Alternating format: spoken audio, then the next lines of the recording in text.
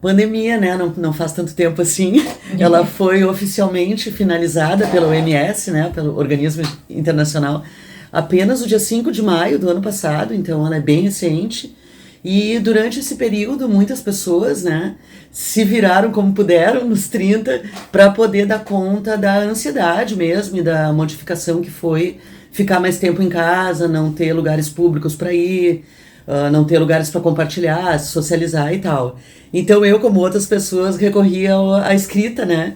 E comecei a usar o Facebook, que não utilizava muito, eu usava mais para me informar, né, de atividades políticas e culturais, e pouco postava, mas daí eu comecei a usar esse recurso de escrever ali, compartilhar com amigos e amigas, companheiros, e também usava bastante imagens, eu ficava pesquisando imagens, tirava foto nas vezes que eu saía e tal, geralmente eu colocava 4 imagens e fazia um pequeno texto.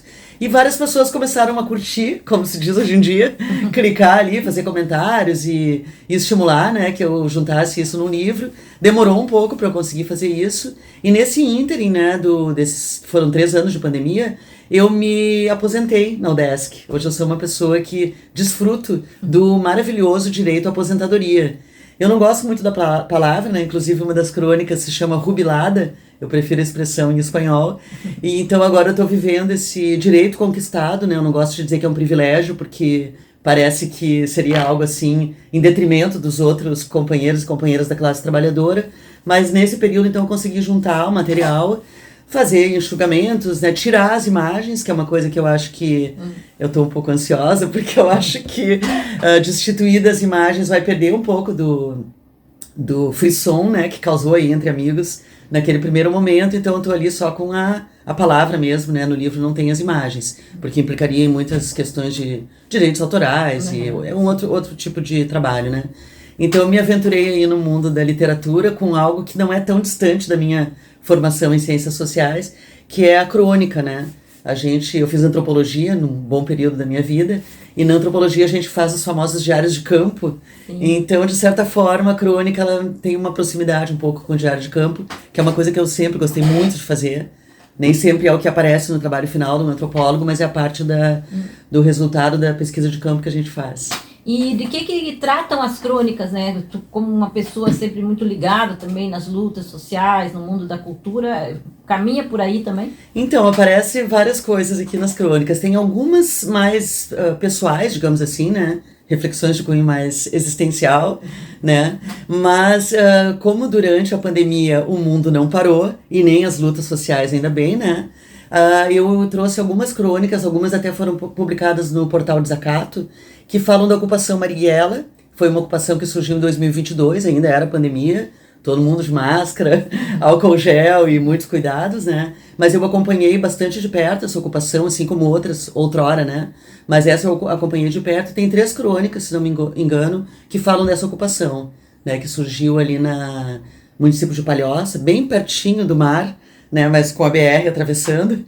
Aí tem uma crônica, inclusive, que faz uma brincadeira um pouco com essa coisa de estar perto do mar e ao mesmo tempo, esse mar super valorizado aqui da nossa região, né, de Santa Catarina, e o absurdo, né, a brutalidade da desigualdade de acesso à moradia, né.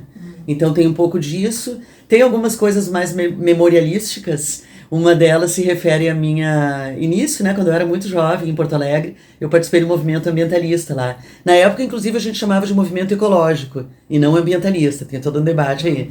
E aí, então, tem uma crônica específica que fala muito da Agapan, que inclusive agora nos últimos dias estou muito feliz de ter feito uma menção, porque o pessoal da Agapan lá está fazendo um debate muito importante, lutando lá no Rio Grande do Sul, dando uma visão um pouco diferenciada do senso comum, digamos assim, a respeito das cheias, né, das consequências e das causas, né.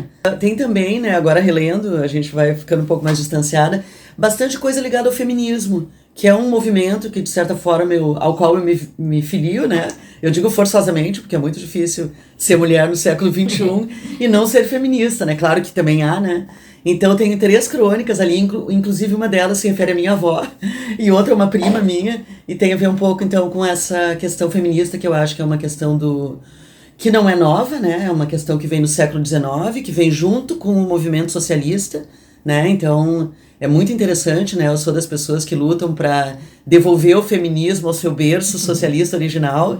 Tem, inclusive, um comentário do livro que foi lançado pela Expressão Popular sobre a filha do Marx, a Tussi Marx. Então, eu procuro trazer um pouco esse tema. Assim, não é que eu procuro, na verdade, o livro sistematiza aquilo que eu expressei no momento de bastante ansiedade mesmo, tentando, né, escrever e usar o mundo da palavra para aliviar um pouco aquele sofrimento terrível do confinamento. Então, é a minha primeira experiência, né, com esse livro de crônicas. Eu acho que tem uma coisa muito legal, e muito legal mesmo, motivo pelo qual a gente tem que se bater para revogar a reforma da Previdência e voltar a ter o direito à aposentadoria, inclusive ampliar ele, que também já não estava tão bom assim. Sim. E eu acho que uma coisa que eu estou me beneficiando, né, dessa questão de ter me afastado do terrível cotidiano que é o trabalho do professor universitário hoje em dia, que a gente não deve idealizar. É um trabalho pesado, extenuante, competitivo.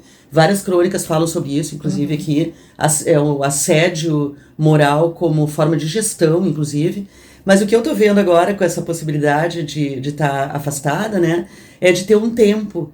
E eu acho, né, para mim, né, uma visão que eu tenho a respeito da arte e da cultura é que a gente precisa burilar os trabalhos, né, fazer aquele acabamento, né, que as pessoas da escultura fazem ali, os últimos detalhes, né, e da pintura, e mesmo na música. Então eu acho que eu estou diante agora de uma possibilidade, né, e por isso eu realmente sou muito grata a todo mundo que lutou pelo direito à aposentadoria antes de mim, porque eu estou podendo ter esse tempo.